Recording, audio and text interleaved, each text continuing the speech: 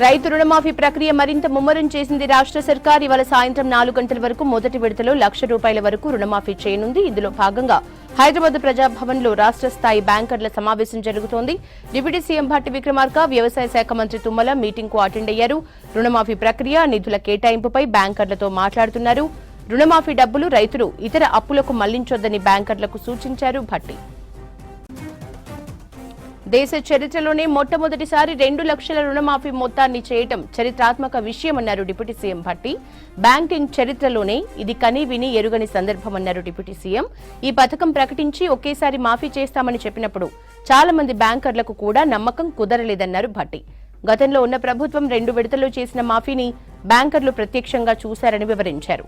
అనేక మంది బ్యాంకర్స్ కూడా పలు సందర్భాల్లో గత 2 పర్యాయాలు అమలు చేసిన తీరుతో రుణమాఫీ వల్ల రైతులకు ప్రయోజనం చేకూరలేదన్న అభిప్రాయాన్ని వ్యక్తం చేశారని చెప్పారు భట్టి. రాష్ట్రంలో రుణమాఫీ ప్రక్రియ, బ్యాంకర్లతో భట్టి మీటింగ్ కి సంబంధించిన అప్డేట్స్ యాదగిరి అందిస్తారు. యాదగిరి, ఎట్లా ఉన్నాయి డీటెయిల్స్? యశోద, ఇవాళ రైతులకు ఏదైతే కాంగ్రెస్ హామీ ఇచ్చిందో 2 లక్షల రుణమాఫీ ఒకేసారి చేస్తామని చెప్పేసి హామీ ఇచ్చింది. హామీలో భాగంగానే ఇవాళ ₹1,00,000 వరకు ఉన్నటువంటి రైతులందరికీ కూడా ఇవాళ ప్రభుత్వం రైతుల ఖాతాలో ఇవాళ అమౌంట్ జమ చేయబోతుంది. అయితే దీనికి సంబంధించిన దాని మీద బ్యాంకర్లతో ఇవాళ డిప్యూటీ సీఎం భట్టి విక్రమార్క, వ్యవసాయ శాఖ మంత్రి తుమ్మల నాగేశ్వరరావు ప్రజాభవన్లో రాష్ట్ర స్థాయి బ్యాంకర్లతో ప్రత్యేకంగా సమావేశం నిర్వహించారు.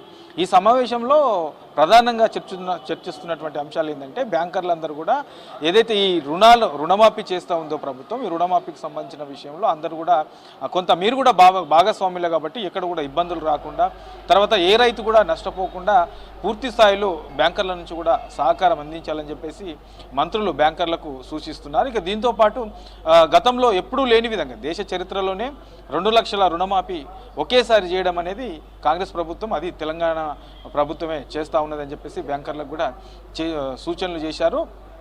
అయితే ఈ రుణమాఫీ విషయంలో కొన్ని బ్యాంకర్లలో కొన్ని సందర్భాలలో ఇతర రుణాలు ఉన్న వాటికి కూడా ఏదైతే ఈ రుణాలు ప్రభుత్వం చెల్లిస్తుందో దీనికి సంబంధించిన వాటిని ఆ రుణాలకు సంబంధించి తీసుకుంటా ఉన్నారు. అట్లా కాకుండా ఏదైతే రైతులు పంటలకు సంబంధించినటువంటి రుణాలు ఏవైతే తీసుకు ఉన్నారో దానికి సంబంధించిన రుణాలకు మాత్రమే ప్రభుత్వం చెల్లించే డబ్బులను బ్యాంకర్స్ కట్ చేసుకోవాలి, మిగతా వాటికి వీటిని వాడొద్దు అని చెప్పేసి ఇప్పటికే బ్యాంకర్లకు కూడా సూచనలు చేస్తున్నారు మంత్రులు. వీటితో పాటు ఇక కొంతమంది రైతుల పేర్ల మీద వచ్చిన వాటిని అక్రమంగా పక్కదారి పట్టించే విధంగా ఇతర రైతుల పేర్లతోని వేరే పేర్లను పెట్టి అవి రైతులని కొంత నకిలీ పేర్లను సృష్టించి వాళ్ళ మీద కూడా ఈ అకౌంట్ క్రియేట్ చేసి డబ్బులు వాటి మీద జమ చేసే అవకాశం కూడా ఉంటుంది. కాబట్టి అలాంటి వాటిపైన కూడా కఠిన చర్యలు తీసుకుంటాం, అక్కడ ఎక్కడ కూడా ఇట్లాంటి తప్పిదాలు కావద్దు అని చెప్పేసి బ్యాంకర్లకు సూచించారు. ఇక వ్యవసాయ శాఖ ఆధ్వర్యంలో ఎక్కడెక్కడైతే ఈ బ్యాంకులకు సంబంధించి రైతులు రుణాలు తీసుకున్నారో ఆ బ్యాంకులలో ఒక వ్యవసాయ శాఖ అధికారిని, ఆ ఏరియాలో ఉండే ఆ శాఖకు సంబంధించినటువంటి వ్యవసాయ శాఖకు సంబంధించినటువంటి అధికారిని అక్కడ కోఆర్డినేటర్గా పెట్టి అక్కడ ఎంతమంది రైతులు ఉన్నారు, ఎంతమంది తీసుకున్నారు, ఎంత అమౌంట్, ₹1,00,000 ఎంతమంది ఉన్నారు, 2 లక్షల వరకు ఎంతమంది ఉన్నారు, ₹1,00,000 వరకు ఎంతమంది ఉన్నారు, ఇట్లా ఓవరాల్గా దాని మీద అంచనా వేసి అక్కడికి వచ్చే రైతులందరూ కూడా అక్కడుండే అధికారే వాళ్ళందరినీ కూడా కోఆర్డినేట్ చేసే విధంగా ఉంటారు.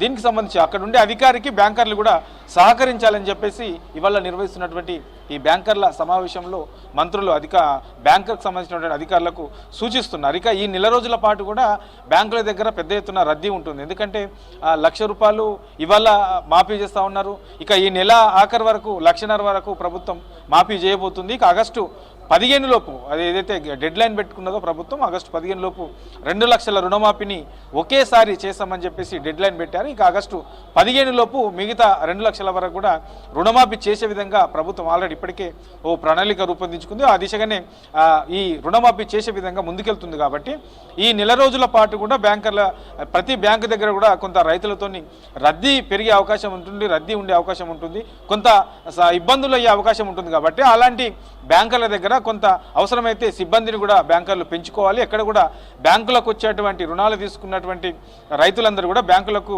క్యూ కడతా ఉంటారు. కాబట్టి అలాంటి బ్యాంకుల దగ్గర అవసరమైతే ప్రత్యేకంగా సిబ్బందిని నియమించుకొని ఎలాంటి సమస్యలు తలెత్తకుండా అన్ని జాగ్రత్తలు తీసుకోవాలని చెప్పేసి ఇవాళ కొనసాగుతున్నటువంటి ఈ సమావేశంలో మంత్రులు అధికారులకు బ్యాంకు సంబంధించినటువంటి బ్యాంకర్లకు సూచిస్తున్నారు. ఇక దీంతో పాటు ఇప్పటి వరకు ఎవరైతే రెన్యువల్ చేసుకొని పంట లోను సంబంధించినటువంటి రుణాలు తీసుకొని రెన్యువల్ చేసుకొని ఉన్నారో వాళ్ళందరికీ సంబంధించి వెంటనే మళ్ళీ ఆ రైతులకు ఈ ప్రభుత్వం చెల్లించే ఏదైతే రుణమాఫీ ఉంటుందో ఈ రుణమాఫీకి సంబంధించిన డబ్బులు ఆ రైతుల అకౌంట్లకు బ్యాంకర్లు వెంటనే మళ్ళీ వాళ్ళకు చెల్లించాలి అని చెప్పేసి సూచనలు చేశారు. దీంతో పాటు కొంతమంది బ్యాంకులో ఇంకా రుణాలు చెల్లించని వాళ్ళు కూడా ఉంటారు.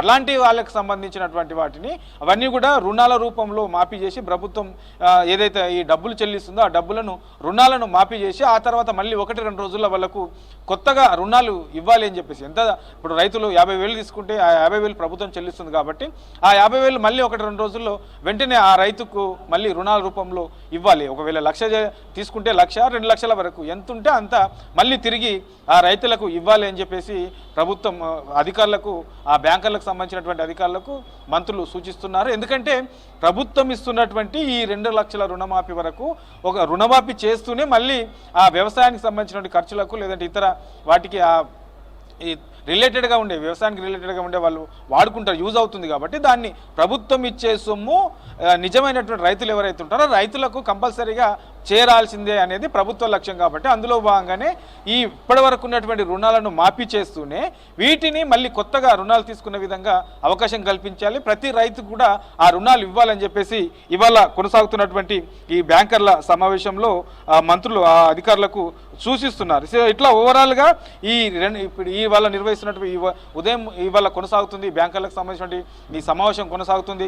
ఆ తర్వాత కొద్దిసేపటి తర్వాత ఇప్పుడు బ్యాంకర్లకు ఎట్లా ప్రభుత్వము ఎట్లా మాఫీ చేయబోతుంది, ఎంత అమౌంట్ చేయబోతుంది, 3 విడతలుగా అనుకుంటుంది కాబట్టి ఇప్పుడు ఈరోజు 1,00,000 వరకు మాఫీ చేస్తూ ఉన్నారు.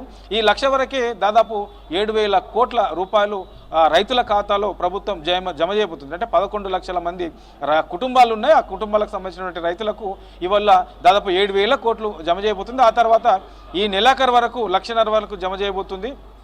ఇక ఆగస్టు 15 వరకు మిగతా 2 లక్షల వరకు ఉన్నటువంటి రుణాలను అన్నింటిగా మాఫీ చేయబోతుంది. కాబట్టి సో మొదటి విడతగా ఎంత అమౌంట్ బ్యాంకులకు వెళ్ళబోతుంది, 2వ విడతల ఎంత అమౌంట్ ఇచ్చే అవకాశం ఉంటుంది, 3వ విడతల ఎంత అమౌంట్ ఇచ్చే అవకాశం ఉంటుంది. ఇట్లా ఓవరాల్గా వీటన్నిటి మీద కూడా బ్యాంకర్లతో చర్చించబోతున్నారు. ఇక రైతులు ఎవరైతే ఉంటారో వాళ్ళందరినీ కూడా పదే వాళ్ళ బ్యాంకర్లకు చెప్పేది పదే చెప్తున్నది ఏంటంటే ఇతర పేర్ల మీద వీటిని తప్పుదోవ పట్టించొద్దు. తర్వాత ఇతర లోన్లకు సంబంధించిన వాటికి ఈ ప్రభుత్వం ఇస్తున్నటువంటి ఈ పంట రుణాలకు సంబంధించిన వాటిని కేవలం పంట రుణాలకు మాత్రమే వీటిని వినియోగించాలి.